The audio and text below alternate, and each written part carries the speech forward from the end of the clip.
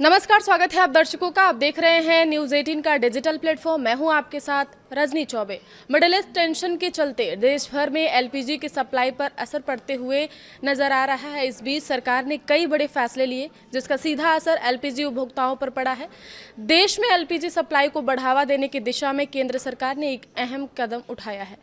अब जिन घरों में पाइप्ड नेचुरल गैस यानी पीएनजी की सुविधा उपलब्ध है और उपभोक्ता पीएनजी कनेक्शंस ले चुके हैं, उन्हें निर्धारित समय के अंदर अपना एलपीजी कनेक्शन सिलेंडर कराना होगा। सरकार का मानना है कि इससे गैस डिस्ट्रीब्यूशन प्रोसेस अधिक ट्रांसपेरेंट बनेगा, डुप्लीकेट कनेक्शनों पर रोक लगेगी और ज़रूरतमंद परिवारों तक एलपीजी की पहुंच बेहतर हो सकेगी।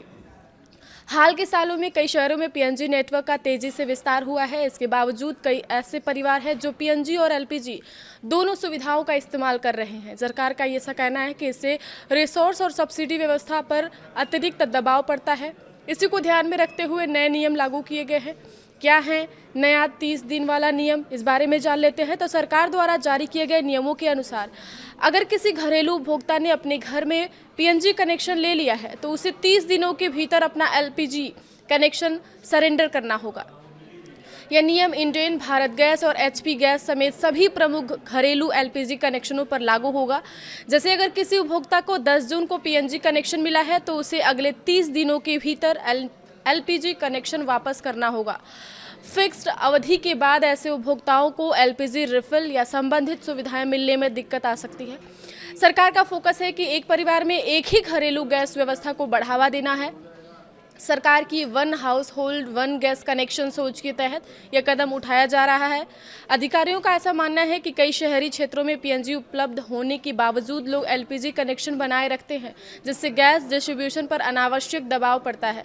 नए नियम के जरिए डुप्लीकेट कनेक्शनों को कम करने, सब्सिडी के दुरुपयोग को रोकने और उन इलाकों में एलपीजी की सप्लाई बढ़ाने की कोशिश की जा रही है जहां अभी पीएनजी नेटवर्क नहीं पहुंचा है। इससे गैस डिस्ट्रीब्यूशन अधिक बेहतर और संतुलित बनने की उम्मीद है। पीएनजी अपनाने वालों के लिए क्या है सुविधा, इस बारे में जान लेते हैं। तो सरकार ने उपभोक्ताओं की सुविधाओं को ध्यान में रखते हुए कुछ राहत भी दी है। यदि कोई परिवार भविष्य में ऐसे क्षेत्र में ट्रांसफर होता है जहां पीएनजी की सुविधा उपलब्ध नहीं है तो उसके लिए एलपीजी कनेक्शन दोबारा हासिल करना आसान बनाया गया है। एलपीजी कनेक्शन सरेंडर करते समय उपभोक्ता ट्रांसफर वाउचर प्राप्त कर सकते हैं। इस डॉक्यूमेंट्स की मदद से वे नए स्थान पर अपना प्रोसेस आसानी से कर सकते हैं, एलपीजी कनेक्शन दोबारा शुरू करा सकते हैं।